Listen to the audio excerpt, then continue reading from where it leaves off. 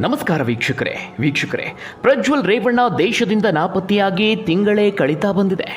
ಚುನಾವಣೆಯ ಆರಂಭಿಕ ಹಂತದಲ್ಲಿ ಆತ ದೇಶದಿಂದ ಕಾಲ್ಕಿತ್ತಿದ್ದು, ಚುನಾವಣೆ ಫಲಿತಾಂಶಕ್ಕೆ ಇನ್ನೇನು ಬೆರಳೆಣಿಕೆಯಷ್ಟು ದಿನಗಳು ಮಾತ್ರ ಬಾಕಿ ಇರುವಂಥದ್ದು. ಆದರೆ ಆತ ಭಾರತಕ್ಕೆ ಬರುವಂತಹ ಯಾವುದೇ ಸುಳಿವು ಕಾಣಿಸ್ತಾ ಇಲ್ಲ. ಈಗಾಗಲೇ 2-3 ಬಾರಿ ಪ್ರಜ್ವಲ್ ರೇವಣ್ಣ ವಿದೇಶದಿಂದ ಭಾರತಕ್ಕೆ ಬರೋದಕ್ಕೆ ಫ್ಲೈಟ್ ಟಿಕೆಟ್ ಬುಕ್ ಮಾಡಿದ್ದಾರೆ. ಆದರೆ ಯಾವುದೇ ಫ್ಲೈಟ್ ಏರೋದಕ್ಕೆ ಆತ ಪ್ರಯತ್ನ ಪಟ್ಟಿಲ್ಲ. ಇತ್ತ SIT ಅಧಿಕಾರಿಗಳು ವಿಮಾನ ನಿಲ್ದಾಣದಲ್ಲಿ ಬೀಡು ಬಿಟ್ಟಿದ್ದಾರೆ, ಹದ್ದಿನ ಕಣ್ಣಿಟ್ಟಿದ್ದಾರೆ. ಪ್ರಜ್ವಲ್ ರೇವಣ್ಣ ಏನಾದರೂ ಬರ್ತಿದ್ದಾರಾ ಅಂತ ವಿದೇಶದಿಂದ ಬರುವಂತಹ ಪ್ರತಿಯೊಂದು ವಿಮಾನ ಪ್ರಯಾಣಿಕರ ಡೀಟೇಲ್ ಅನ್ನ ಸೂಕ್ಷ್ಮವಾಗಿ ಚೆಕ್ ಮಾಡ್ತಿದ್ದಾರೆ. ಆದರೆ ಪ್ರಜ್ವಲ್ ರೇವಣ್ಣ ಮಾತ್ರ ಕಣ್ಣಾ ಮುಚ್ಚಾಲೆ ಆಟವನ್ನ ಮುಂದುವರಿಸ್ತಿದ್ದಾರೆ. ಇನ್ನು SIT ಅಧಿಕಾರಿಗಳಿಗೇನೆ ಚಳ್ಳೆ ಹಣ್ಣು ತಿನ್ನಿಸುವಂತಹ ಪ್ರಯತ್ನ ಮಾಡಲಾಗ್ತಾ ಇದೆ. ಮತ್ತೆ ಟಿಕೆಟ್ ಅನ್ನು ಬುಕ್ ಮಾಡ್ತಿದ್ದಾರೆ, ಮತ್ತೆ ಕ್ಯಾನ್ಸಲ್ ಮಾಡಲಾಗ್ತಾ ಇದೆ. ಇನ್ನು ಕಳೆದ ಬಾರಿ ಅವರು ಬುಕ್ ಮಾಡಿದಂತಹ ಒಂದು ಟಿಕೆಟ್ನ ಮೊತ್ತ 3.5 ಲಕ್ಷ ರೂಪಾಯಿ. ಅಷ್ಟೊಂದು ಮೊತ್ತದ ಬಿಸಿನೆಸ್ ಕ್ಲಾಸ್ ಟಿಕೆಟ್ ಅನ್ನು ಬುಕ್ ಮಾಡಿದ್ರು ಅಂತ ತಿಳಿದು ಬಂದಿದೆ. ಈಗಾಗಲೇ ಅವರು 2 ಬಾರಿ ಟಿಕೆಟ್ ಕ್ಯಾನ್ಸಲ್ ಮಾಡಿದಂತಹ ಮಾಹಿತಿ ಇದೆ. ಮೇ 3 ಹಾಗೆ ಮೇ 15ರಂದು ಭಾರತಕ್ಕೆ ಬರುವಂತಹ ಟಿಕೆಟ್ ಅನ್ನು ಕ್ಯಾನ್ಸಲ್ ಮಾಡಲಾಗಿದೆ. ಆದರೆ 2ನೇ ಬಾರಿ ಟಿಕೆಟ್ ಬುಕ್ ಮಾಡಿ ಕ್ಯಾನ್ಸಲ್ ಮಾಡಿದ ನಂತರದಲ್ಲಿ ಅದರ ಮರುಪಾವತಿಯನ್ನು ಪಡೆದಿಲ್ಲ. ಈ ಒಂದು ನಡೆ ಕೂಡ ಸಾಕಷ್ಟು ಕುತೂಹಲವನ್ನು ಮೂಡಿಸಿದೆ. ಈಗ SIT ಅಧಿಕಾರಿಗಳು ಈ ಒಂದು ಕಣ್ಣಾಮುಚ್ಚಾಲೆ ಆಟವನ್ನು ನೋಡೋಷ್ಟು ನೋಡಿ ಈಗ ವಿದೇಶದಲ್ಲಿ ಅವರನ್ನು ಲಾಕ್ ಮಾಡೋದಕ್ಕೆ ಪ್ರಯತ್ನ ಮಾಡ್ತಿದ್ದಾರೆ. ವಿದೇಶಕ್ಕೆ ಹೋಗಿ ಬಂಧನ ಮಾಡೋದಕ್ಕೆ ಸಾಧ್ಯ ಆಗ್ತಿಲ್ಲ. ಯಾಕಂದರೆ ಮೊದಲನೇದಾಗಿ ಎಲ್ಲಿದ್ದಾರೆ ಅನ್ನೋದ್ರ ಬಗ್ಗೆ ನಿಖರವಾದ ಮಾಹಿತಿ ಇಲ್ಲ. ಪ್ರಜ್ವಲ್ ರೇವಣ್ಣ ಅವರನ್ನು ವಿದೇಶದಿಂದ ಕರೆತರೋದು ಅಷ್ಟು ಸುಲಭದ ಮಾತು ಕೂಡ ಅಲ್ಲ.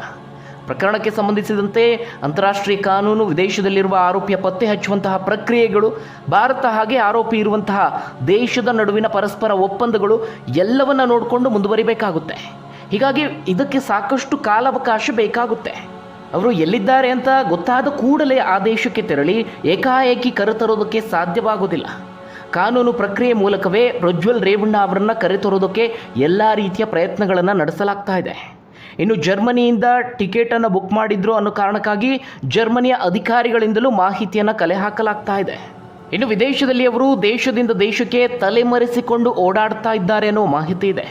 ಆ ಒಂದು ಕಣ್ಣಾಮುಚ್ಚಾಲೆ ಆಟಕ್ಕೆ SITಯಿಂದ ಈಗ ಪ್ರಜ್ವಲ್ ರೇವಣ್ಣ ಅವರಿಗೆ ವಿದೇಶದಲ್ಲಿ ಚೆಕ್ ಮೇಟ್ ನೀಡಲಾಗ್ತಾ ಇದೆ. ಪೆನ್ ಡ್ರೈವ್ ಪ್ರಕರಣದಲ್ಲಿ ಪ್ರಜ್ವಲ್ ರೇವಣ್ಣ ಅವರಿಗೆ ಅರೆಸ್ಟ್ ವಾರೆಂಟ್ ಅನ್ನು ಹೊರಡಿಸಲಾಗಿದೆ.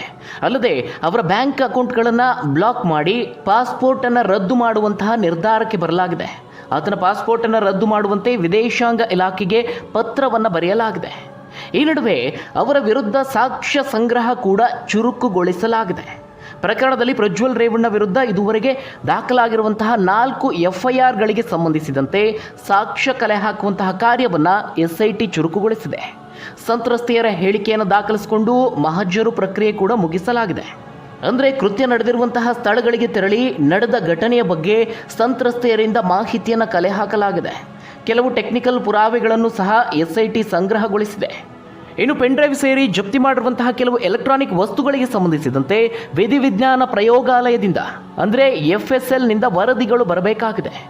ಹೊಳೆನರಸೀಪುರ ಪೊಲೀಸ್ ಠಾಣೆಯಲ್ಲಿ ದಾಖಲಾಗಿರುವ ಪ್ರಕರಣವೂ ಸೇರಿದಂತೆ ಪ್ರಜ್ವಲ್ ವಿರುದ್ಧವಾಗಿ ಈವರೆಗೆ 4 FIR ದಾಖಲಾಗಿದೆ. ಆದರೆ ಈ ಪ್ರಕರಣದಲ್ಲಿ ಆರೋಪಿ ಇಲ್ಲದೆ ಈ ರೀತಿಯ ಸಾಕ್ಷ್ಯ ಸಂಗ್ರಹ ಈಗ SITಗೆ ಸವಾಲಾಗಿ ಪರಿಣಮಿಸಿದೆ. ಇನ್ನು ಪ್ರಜ್ವಲ್ ರೇವಣ್ಣ ಅವರಿಗೆ ಕುಟುಂಬಸ್ಥರಿಂದ ವಿಚಾರಣೆಯನ್ನು ಎದುರಿಸುವಂತೆ ಒತ್ತಡ ಹೆಚ್ಚಾಗಿದೆ. ಈಗಾಗಲೇ ಕುಮಾರಸ್ವಾಮಿ ಅವರು ಮನವಿಯನ್ನು ಮಾಡಿಕೊಂಡಿದ್ದಾರೆ, ಆದಷ್ಟು ಬೇಗ SIT ಅಧಿಕಾರಿಗಳ ಮುಂದೆ ಹಾಜರಾಗುವಂತ. ಇನ್ನು ದೇವೇಗೌಡರು ಸಹ ಮನವಿಯನ್ನು ಮಾಡಿಕೊಂಡಿದ್ದಾರೆ. ಆದರೆ ಪ್ರಜ್ವಲ್ ನಡೆ ಮಾತ್ರ ಇನ್ನೂ ಕೂಡ ನಿಗೂಢವಾಗಿದೆ. ಭಾರತಕ್ಕೆ ಬಂದ ತಕ್ಷಣವೇ ಬಂಧನ ಮಾಡಲಾಗುತ್ತೆ ಅನ್ನುವ ವಿಚಾರ ಅವರಿಗೆ ಗೊತ್ತಿದೆ. ಹೀಗಾಗಿಯೇ ಭಾರತಕ್ಕೆ ಬರೋದಕ್ಕೆ ಪ್ರಜ್ವಲ್ ರೇವಣ್ಣ ಹಿಂದೇಟು ಹಾಕ್ತಿರುವಂಥದ್ದು. ಇನ್ನು ವಿದೇಶದಲ್ಲಿ ತಲೆಮರೆಸಿಕೊಂಡು ಓಡಾಡ್ತಿರುವಂತಹ ಮಾಹಿತಿಯೂ ಲಭ್ಯವಾಗಿದೆ.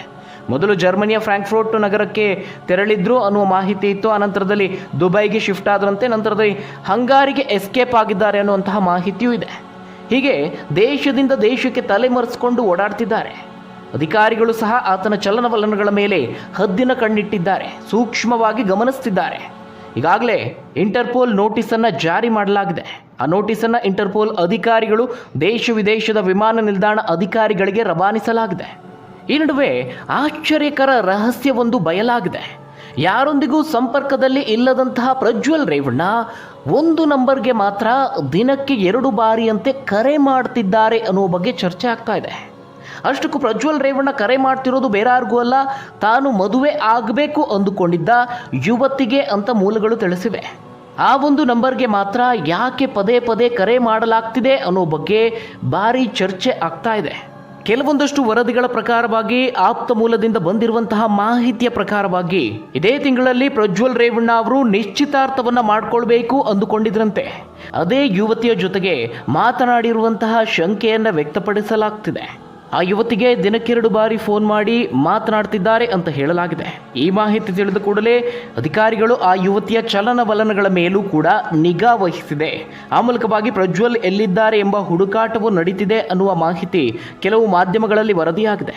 ಇನ್ನು ನಿಮ್ಮೆಲ್ಲರಿಗೂ ಗೊತ್ತಿರೋ ಹಾಗೆ ಸೋಷಿಯಲ್ ಮೀಡಿಯಾಗಳಲ್ಲಿ ಪ್ರಜ್ವಲ್ ರೇವಣ್ಣ ಅವರ ಮದುವೆ ಯಾವಾಗ ಅನ್ನುವ ಕುರಿತಾಗಿಯೂ ಒಂದು ವಿಡಿಯೋ ವೈರಲ್ ಆಗಿದೆ. ಆ ಬಗ್ಗೆಯೂ ಕೂಡ ಚರ್ಚೆ ಆಗ್ತಾ ಇದೆ. ಇನ್ನೂ ಒಂದಷ್ಟು ವಿಡಿಯೋಗಳಲ್ಲಿ ಟ್ರೋಲ್ ಕೂಡ ಮಾಡಲಾಗ್ತಾ ಇದೆ. ಇದಿಷ್ಟು ಪ್ರಜ್ವಲ್ ರೇವಣ್ಣ ಅವರ ವಿಚಾರ. ಆದರೆ ಇನ್ನು ಪೆನ್ಡ್ರೈವ್ನಲ್ಲಿ ಸಿಲುಕಿಕೊಂಡಂತಹ ಸಂತ್ರಸ್ತೆಯರ ಬದುಕು ಪರಿಸ್ಥಿತಿ ಹೇಳತೀರದಾಗಿದೆ. ಒಬ್ಬೊಬ್ಬರ ಸ್ಥಿತಿಯೂ ಕೂಡ ಶೋಚನೀಯ ಆಗಿದೆ. ನೀವೆಲ್ಲ ಅದ್ರ ಬಗ್ಗೆ ಸುಲಭವಾಗಿ ಮಾತನಾಡಬಹುದೇನೋ, ಆದರೆ ಆ ಸಂತ್ರಸ್ತ ಮಹಿಳೆಯರ ಜಾಗದಲ್ಲಿ ನಿಂತು ಆ ಪರಿಸ್ಥಿತಿಯನ್ನು ಊಹೆ ಮಾಡಿಕೊಂಡ್ರೆ ಆತಂಕ ಮೂಡ್ತಾ ಇದೆ. ಈ ಲೈಂಗಿಕ ದೌರ್ಜನ್ಯದ ಪ್ರಕರಣಗಳ ಹಲವು ಸಂತ್ರಸ್ತೆಯರ ಮನೆಗಳು ಮುರಿದಿದೆ, ಹಲವು ಮನಸ್ಸುಗಳು ಒಡೆದೇ ಹೋಗಿದೆ, ಹಲವು ಮಹಿಳೆಯರ ಹಾಗೆ ಅವರ ಮಕ್ಕಳ ಭವಿಷ್ಯ ಗಂಡಾಂತರಕ್ಕೆ ಸಿಲುಕಿದೆ. ಮನೆಯಿಂದ ಹೊರಬಂದು ತಲೆ ಎತ್ತಿ ಓಡಾಡುವಂತಹ ಸ್ಥಿತಿಯಲ್ಲೂ ಆ ಸಂತ್ರಸ್ತೆಯರು ಇಲ್ಲ. ಕೆಲವೊಂದಷ್ಟು ವರದಿಗಳು ಹಾಗೆ ಹಾಸನ ವಲಯದಿಂದ ಬಂದಿರುವಂತಹ ಒಂದಷ್ಟು ಮಾಹಿತಿಯ ಪ್ರಕಾರವಾಗಿ ಸಂತ್ರಸ್ತರು ತಮ್ಮ ಆಪ್ತರ ಜೊತೆಗೆ ಅಳಲನ್ನ ತೋಡಿಕೊಳ್ತಿದ್ದಾರೆ. ಕುಟುಂಬದವರೇ ತಮ್ಮನ್ನ ಅಣಕಿಸ್ತಾರೆ, ತಿರಸ್ಕಾರದಿಂದ ನೋಡ್ತಿದ್ದಾರೆ ಅಂತ ದೌರ್ಜನ್ಯಕ್ಕೆ ಒಳಗಾದ ಮಹಿಳೆಯರು ಅಳಲನ್ನ ತೋಡಿಕೊಳ್ತಿದ್ದಾರೆ. ವಿಡಿಯೋಗಳಲ್ಲಿ ಮಹಿಳೆಯರ ಗುರುತನ್ನ ಮರೆಮಾಚಿಲ್ಲ. ಚಿಕ್ಕ ಪ್ರಾಯದ ಹಾಗೆ ವಯಸ್ಸಾದ ಮಹಿಳೆಯರ ದೃಶ್ಯಗಳು ಕೂಡ ಹರಿದಾಡಿದೆ. ಇವರಲ್ಲಿ ಬಹುತೇಕರು ಹಾಸನದಲ್ಲಿ ಸಾಮಾಜಿಕ ಹಾಗೆ ರಾಜಕೀಯ ವಲಯದಲ್ಲಿ ಚಿರಪರಿಚಿತರು. ರಾಜಕೀಯ ಪಕ್ಷಗಳ ಕಾರ್ಯಕರ್ತೆಯರು, ಮನೆ ಕೆಲಸದವರು, ಅಧಿಕಾರಿಗಳು ಹಾಗೆ ವೃತ್ತಿಪರರು ಕೂಡ ಇದ್ದಾರೆ. ಅವರ ಸ್ಥಿತಿಯನ್ನು ಈಗ ಊಹೆ ಮಾಡಿಕೊಳ್ಳೋದಕ್ಕೂ ಅಸಾಧ್ಯ ಅಂತಹ ಪರಿಸ್ಥಿತಿಯಲ್ಲಿದ್ದಾರೆ. ಇದರಲ್ಲಿ ಕೆಲಸಕ್ಕೆ ಹೋಗುವಂತಹ ಸಂತ್ರಸ್ತೆಯರು ದೊಡ್ಡ ಸವಾಲನ್ನು ಎದುರಿಸ್ತಿದ್ದಾರೆ.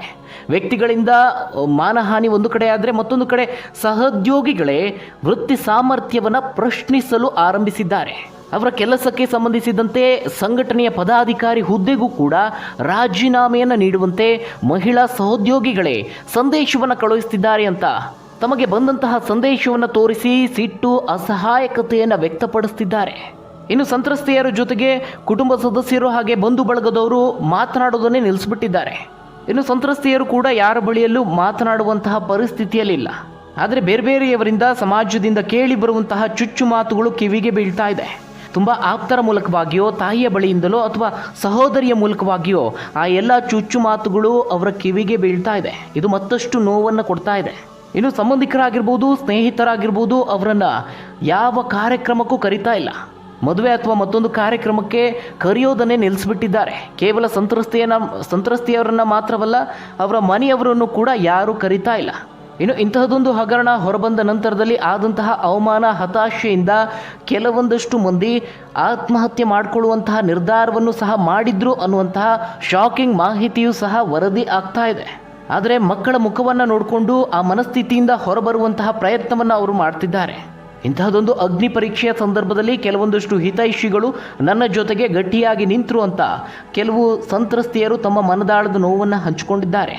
ಕೇವಲ ಇದಿಷ್ಟೇ ಅಲ್ಲ, ಇನ್ನೂ ಯಾವ್ಯಾವ ರೀತಿಯ ಮಾತುಗಳನ್ನು ಕೇಳಬೇಕಾಗುತ್ತೆ ಅಂತ ಹೇಳಿದ್ರೆ ಒಪ್ಪಿಕೊಂಡೇ ಆತನ ಕೃತ್ಯಕ್ಕೆ ಸಹಕರಿಸಿದ್ದಾರೆ. ಈ ರೀತಿಯ ಕಳಂಕವನ್ನು ಸಹ ದೌರ್ಜನ್ಯಕ್ಕೆ ಒಳಗಾದವರ ಮೇಲೆ ಅಂಟಿಸಲಾಗ್ತಾ ಇದೆ.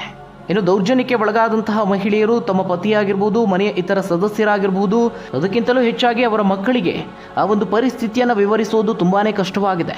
ಇನ್ನು ಇದರಿಂದಾಗಿ ಹಲವು ಸಂತ್ರಸ್ತೆಯರ ಮನೆಯಲ್ಲಿ ಮನಸ್ತಾಪ ಮೂಡಿದೆ. ಪತಿಯಿಂದ ವಿಚ್ಛೇದನದ ಹಂತಕ್ಕೂ ಕೂಡ ಹೋಗಿದೆ. ಇನ್ನೂ ಕೆಲವೊಂದಷ್ಟು ಸಂತ್ರಸ್ತ ಯುವತಿಯರ ನಿಶ್ಚಿತಾರ್ಥ ಇತ್ತಂತೆ. ಆ ನಿಶ್ಚಿತಾರ್ಥವೂ ಕೂಡ ಮುರಿದು ಬಿದ್ದಿದೆ ಅನ್ನುವ ಮಾಹಿತಿ ಇದೆ. ಒಟ್ಟಾರೆಯಾಗಿ ಇವೆಲ್ಲವನ್ನು ಗಮನಿಸ್ತಾ ಇದ್ರೆ ಇಡೀ ಹಾಸನದ ಸಾಮಾಜಿಕ ನೈತಿಕತೆಗೆ ಒಂದು ಆಳವಾದ ಪೆಟ್ಟು ಬಿದ್ದಿದೆ. ಇನ್ನು ಸರ್ಕಾರದ ವಿಚಾರಕ್ಕೆ ಬಂದರೆ ಕೇವಲ ಸಂತ್ರಸ್ತೆಯರಿಂದ ದೂರನ್ನು ಕೊಡಿಸುವಂತಹ ಕೆಲಸ ಮಾತ್ರ ಆಗ್ತಾ ಇದೆ. ಆದರೆ ಅವರ ಪರಿಸ್ಥಿತಿಯನ್ನು ಇನ್ನುಳಿದಂತಹ ಸಂತ್ರಸ್ತೆಯರು ಯಾರ್ಯಾರಿದ್ದಾರೆ, ದೂರನ್ನು ಕೊಡದಂತಹ ಸಂತ್ರಸ್ತೆಯರು ಯಾರಿದ್ದಾರೆ, ಅವರಿಗೆ ಸಾಮಾಜಿಕ ನ್ಯಾಯವನ್ನು ಒದಗಿಸಿಕೊಡಬೇಕಾಗಿದೆ. ಶಾಕಿಂಗ್ ಮಾಹಿತಿ ಏನಪ್ಪ ಅಂತ ಹೇಳಿದ್ರೆ, ಕೆಲವೊಂದಷ್ಟು ಸಂತ್ರಸ್ತೆಯರನ್ನು ಮನೆಯಿಂದಲೇ ಹೊರದಬ್ಬಿದ್ದಾರೆ ಅನ್ನೋ ಮಾಹಿತಿ ಇದೆ. ಅವರಿಗೆ ಮನೆ ಯಾರು ಕೊಡಿಸ್ತಾರೆ, ಅಥವಾ ಆರ್ಥಿಕವಾಗಿ ಅವರು ಸಂಕಷ್ಟಕ್ಕೆ ಎದುರಾಗಿರಬಹುದು, ಅವರಿಗೆ ಆರ್ಥಿಕವಾಗಿ ಯಾರು ಸಹಾಯ ಮಾಡ್ತಾರೆ, ಅಥವಾ ಅವರ ಮಕ್ಕಳ ಭವಿಷ್ಯ ಏನು, ಇದೆಲ್ಲದರ ಬಗ್ಗೆ ಸರ್ಕಾರ ಯೋಚಿಸಬೇಕಾಗಿದೆ. ಕೆಲವೊಂದಷ್ಟು ಮಂದಿಯಂತೂ ಈ ಒಂದು ವಿಡಿಯೋ ಮೂಲಕವಾಗಿ ರಾಜಕೀಯ ಉದ್ದೇಶಕ್ಕಾಗಿ ಬಳಸಿಕೊಳ್ತಿದ್ದಾರೆ. ಅಂತಹ ನೇಚರಿಗೆ ಈ ಬಡ ಸಂತ್ರಸ್ತರ ಈ ಪರಿಸ್ಥಿತಿ ಏನಿದೆ ಹೇಗೆ ಅರ್ಥ ಆಗೋದಕ್ಕೆ ಸಾಧ್ಯ? ಕೇವಲ ಆರೋಪಿಗೆ ಆರೋಪ ಸಾಬೀತಾಗಿ ಶಿಕ್ಷೆ ಆದರೆ ಮಾತ್ರ ನ್ಯಾಯ ಸಿಗೋದಕ್ಕೆ ಸಾಧ್ಯವೇ ಇಲ್ಲ. ಮತ್ತೆ ಆ ಸಂತ್ರಸ್ತರಿಗೆ ತಮ್ಮ ಬದುಕನ್ನು ಕಟ್ಟಿಕೊಳ್ಳೋದಕ್ಕೆ ಅವಕಾಶ ಮಾಡಿಕೊಡ್ಬೇಕು. ಅದಕ್ಕೆ ಬೇಕಾದಂತಹ ಎಲ್ಲ ಸಹಾಯವನ್ನು ಸರ್ಕಾರವೇ ಮಾಡಬೇಕಾಗಿದೆ. ಇದಿಷ್ಟು ಪೆನ್ ಡ್ರೈವ್ ಪ್ರಕರಣದ ಬಗ್ಗೆ. ಹಾಗಾದರೆ ವೀಕ್ಷಕರೇ, ಈ ಒಂದು ಸ್ಟೋರಿಯ ಬಗ್ಗೆ ನೀವೇನಂತೀರಾ? ನಿಮ್ಮ ಅನಿಸಿಕೆ ಅಭಿಪ್ರಾಯವನ್ನು ಕಮೆಂಟ್ ಮೂಲಕ ತಿಳಿಸಿ. ಧನ್ಯವಾದಗಳು ವೀಕ್ಷಕರೇ.